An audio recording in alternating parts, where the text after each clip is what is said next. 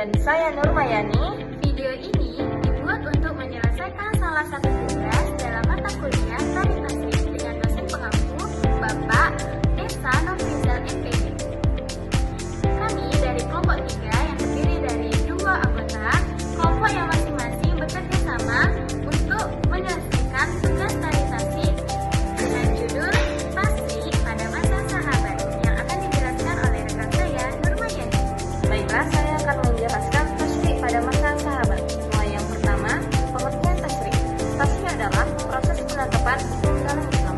Pada masa sahabat, tasrif berarti upaya para sahabat dalam menetapkan dan mengembangkan hukum Islam setelah wafatnya Rasul.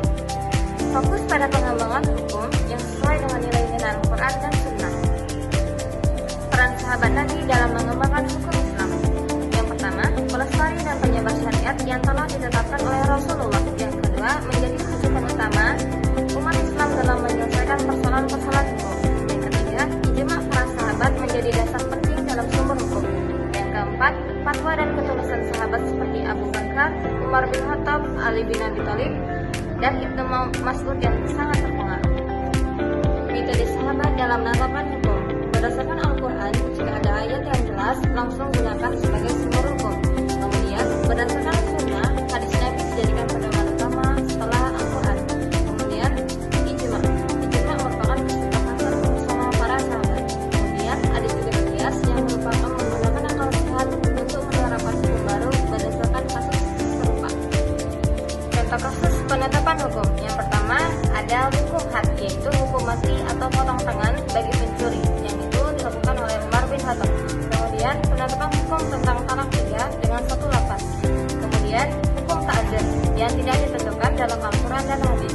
Kemudian yang terakhir, penetapan hukum tentang warisan. Dan itulah contoh-contoh penetapan hukum. Karakteristik tasrif masa sahabat. Yang pertama, fleksibel namun tetap berlandaskan syariat. Yang kedua, responsif terhadap masalah baru. Kemudian mengutamakan kemaslahatan umat. Yang keempat, konsisten menjaga kemurnian ajaran Rasulullah SAW.